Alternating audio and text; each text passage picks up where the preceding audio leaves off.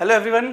तो मैं एक टॉपिक लेके आया हूँ आज, जिसको जनरली हम थोड़े कॉन्सेप्चुअली गलत पढ़ लेते हैं उसको, या फिर कुछ ऐसा पढ़ लेते हैं जो हमें नहीं पढ़ना होता है, उसके बिना भी चीज़ें सॉल्व हो जाती हैं।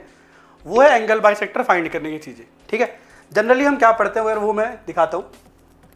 हम ये पढ़ते हैं कि दो लाइन्स दे रखी है, ठीक है, और कह रहा है इसका एक्यूट और ऑब्ट्यूज एंगल बाइसेक्टर निकालो। तो हम क्या करते हैं, एक लाइन लिखा upon under root this square is equal to plus minus दूसरी लाइन अपॉन अंडर रूट ये स्क्वायर।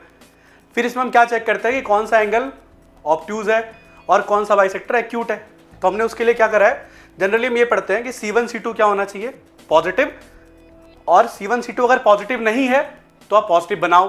कैसे बनाओगे पॉजिटिव, वही माइनस कॉमन वन लेके हम उसको मतलब कांस्टेंट वाले पार्ट को पॉजिटिव बनाते हैं। ठीक है, फिर हम क्या फाइंड करते हैं, A1 A2 और B1 B2 की वैल्यू फाइंड करते हैं। अगर इसकी वैल्यू पॉजिटिव आती है तो हम क्या पढ़ते हैं कि जो प्लस वाला बाइसेक्टर है वो ऑब्ट्यूज होगा और जो माइनस वाला बाइसेक्टर है वो एक्यूट होगा। और अगर A1 A2 plus B1 B2 की वैल्यू नेगेटिव आती है तो हम क्या पढ़ते हैं, नेगेटिव वाला बाइसेक्टर क्या होगा, ऑब्ट्यूज होगा, और प्लस वाला क्या होगा, एक्यूट होगा। जनरली हम ये बुक्स में भी देखते हैं और बहुत जगह हम ये पढ़ भी लेते हैं। ठीक है, इसमें गलत कुछ भी नहीं है, बस एक चीज है, क्या एक फैक्ट है यहाँ पे कि C1 C2 को ना पॉजिटिव करने की कोई नीड नहीं होती है ना।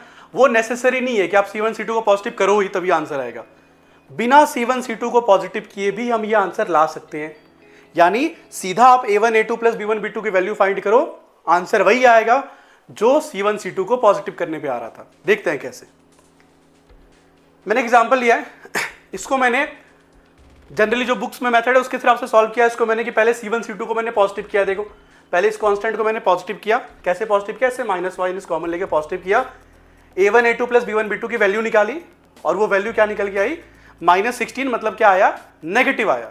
ठीक है, तो नेगेटिव आने का मतलब क्या है कि जो हमने ये इक्वेशन लिखी थी ना यहाँ पे, ये जो इक्वेशन है, तो यहाँ जो नेगेटिव से हम जब इसको खोलेंगे तो वो वाला बाइसेक्टर क्या देगा, ऑब्ट्यूज देगा। तो यहाँ पे हमें क्या दिखा कि जो A1 A2 plus B1 B2 की वैल्यू आई थी वो क्या आ रही थी, -16। तो हमने इसको जब माइनस से खोला तो आंसर क्या आया, इसके ऑब्ट्यूज एंगल बाइसेक्टर का आंसर आया 21x plus 77y minus 101 equal to 0। कैसे किया हमने, C1 C2 को पॉजिटिव करके, जो हम जनरली करते हैं। ठीक है, लेकिन अगर मैं इस क्वेश्चन में C1 C2 को पॉजिटिव ना करूं, ठीक है, ये इक्वेशन दे रखी थी, डायरेक्टली मैंने क्या फाइंड किया, A1 A2 plus B1 B2 की वैल्यू। अगर ये पॉजिटिव आ रहा है तो पॉजिटिव वाला क्या देगा, ऑब्ट्यूज। जो रूल आपने पढ़ा है बिल्कुल वही। ठीक है, पॉजिटिव वाला ऑब्ट्यूज, और अगर नेगेटिव आ रहा है तो नेगेटिव वाला ऑब्ट्यूज। राइट, तो यहां देखो आंसर क्या आया था, पॉजिटिव। तो हमने इसी इक्वेशन को L1 upon under root A square plus B square is equal to L2 upon under root A square plus B square से एक्सपेंड किया, प्लस साइन से किया। ठीक है, तो आंसर क्या आया, वही 21x प्लस 77y माइनस 101। यानी C1 C2 को पॉजिटिव करने पे वही आ रहा था, नहीं करने पे भी वही आ रहा था। तो हम क्यों करें पॉजिटिव फिर, तो उसको हम मतलब उसकी कोई जरूरत नहीं है C1 C2 को पॉजिटिव करने की। फिर कुछ बच्चे कहते हैं सर ऑन सेफर साइड कर लेते हैं इसको, क्या दिक्कत है, थोड़ा ही तो एक स्टेप जा रहा है। ठीक है, मान लो आप वो करते भी हो, पर फिर ऐसे वाले क्वेश्चन आप कैसे कर पाओगे।